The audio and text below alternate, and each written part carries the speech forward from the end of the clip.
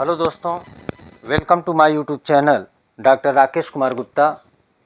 दोस्तों, UP board परीक्षा 2024 को देखते हुए मैंने 4 मॉडल पेपर समाजशास्त्र का तैयार किया था, जिसमें से 3 मॉडल पेपर हम लोग पढ़ चुके हैं। आज हम लोग पढ़ेंगे मॉडल पेपर सेट 4, जिसमें पहला बहुविकल्पी प्रश्न है, भारत सरकार द्वारा महिला सशक्तिकरण राष्ट्रीय नीति किस वर्ष में घोषित की गई? ए 1991, बी 1997, सी 2001, डी 2007। ऑप्शन सी सही है, 2001। प्रश्न नंबर 2, साहूकारों के विरोध में दक्कन विद्रोह कब हुआ? Option A 1856, B 1857, C 1858, D 1859। Option B सही है, 1857।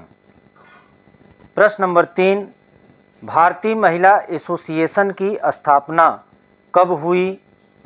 ए 1971, बी 1968, सी 1975, डी 1926।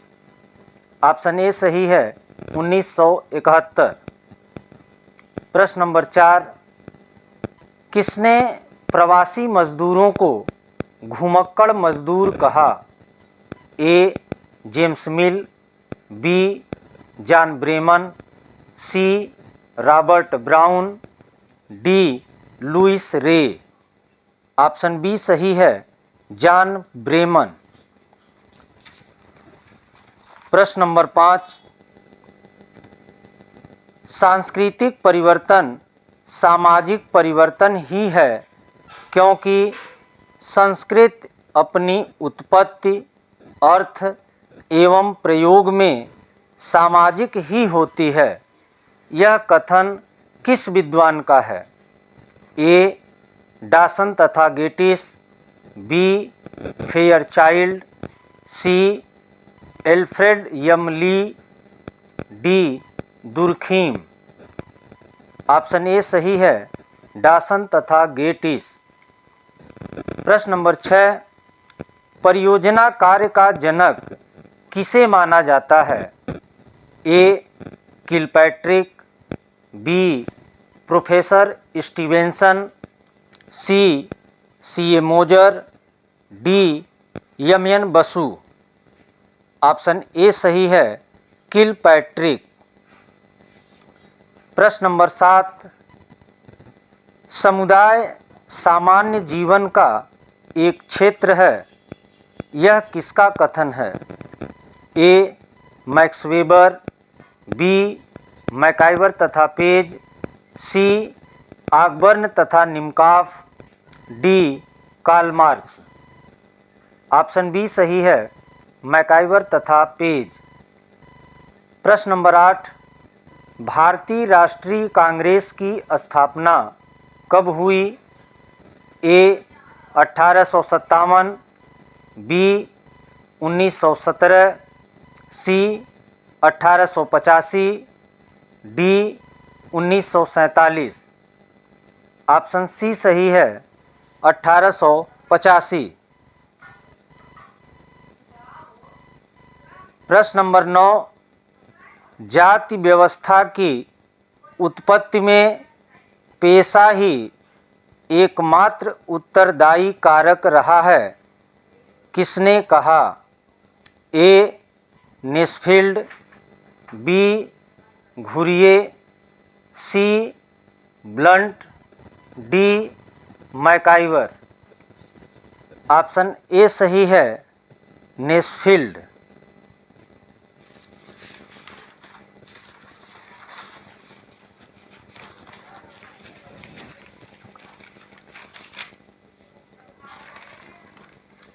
प्रश्न नंबर 10, समाजशास्त्री संदर्भ में बाजार क्या है?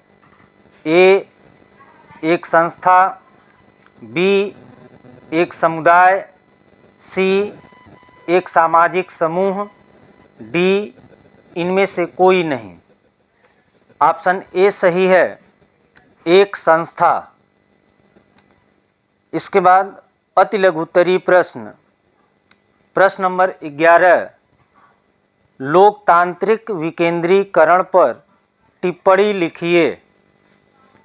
प्रश्न नंबर 12, 73वां संविधान संशोधन पर संक्षिप्त टिप्पणी लिखिए। प्रश्न नंबर 13, मातृवंश और मातृतंत्र में क्या अंतर है? प्रश्न नंबर 14, सामाजिक स्तरीकरण किसे कहते हैं? सामाजिक स्तरीकरण की 4 विशेषताएं बताइए। प्रश्न नंबर 15, सर्वेक्षण किसे कहते हैं?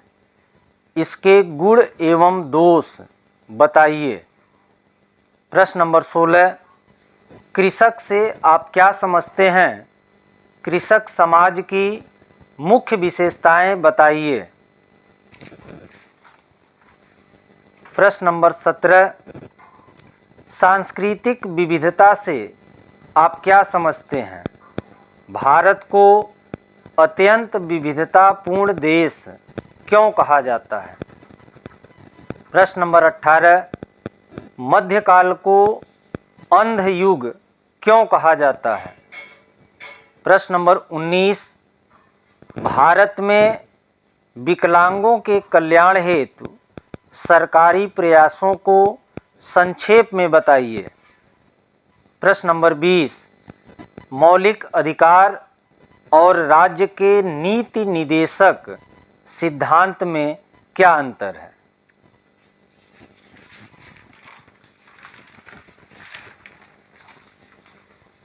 इसके बाद है लघु उत्तरीय प्रश्न। प्रश्न नंबर 21, पंचायती राज व्यवस्था द्वारा ग्रामीण समाज में उत्पन्न परिवर्तनों का वर्णन कीजिए। प्रश्न नंबर 22, राष्ट्र को परिभाषित करना क्यों कठिन है? आधुनिक समाज में राष्ट्र और राज्य कैसे संबंधित हैं? प्रश्न नंबर 23, स्त्रियों की समानता और अधिकारों के लिए किए गए मुख्य प्रयासों का वर्णन कीजिए। प्रश्न नंबर 24, दिव्यांग से आप क्या समझते हैं? दिव्यांगों की मुख्य समस्याएं क्या हैं? विवेचना कीजिए। प्रश्न नंबर 25, भारत में जनजातियों का वर्गीकरण किस प्रकार किया गया है? प्रश्न नंबर 26, स्त्री पुरुष अनुपात का क्या अर्थ है? भारत में गिरते हुए स्त्री पुरुष अनुपात के प्रमुख कारकों का वर्णन कीजिए। विस्तृत उत्तरीय प्रश्न। प्रश्न नंबर 27, जनसंख्या वृद्धि से आप क्या समझते हैं? जनसंख्या वृद्धि के कारणों और परिणामों की विवेचना कीजिए। अथवा सांप्रदायिकता क्या है? सांप्रदायिकता के कारण और परिणाम की चर्चा कीजिए। प्रश्न नंबर 28, औद्योगिकरण का क्या अर्थ है? भारतीय समाज पर औद्योगिकरण के प्रभाव की विवेचना कीजिए। अथवा मृत्यु दर और जन्म दर का क्या अर्थ है? कारण स्पष्ट कीजिए कि जन्म दर में गिरावट अपेक्षाकृत धीमी गति से क्यों आती है, जबकि मृत्यु दर बहुत तेजी से गिरती है। प्रश्न नंबर 29, जनजाति किसे कहते हैं? जनजाति कल्याण के लिए किए गए सरकारी प्रयासों की विवेचना कीजिए। अथवा दहेज प्रथा पर एक निबंध लिखिए। तो ये था मॉडल पेपर सेट 4। तो आज के लिए बस इतना ही। धन्यवाद।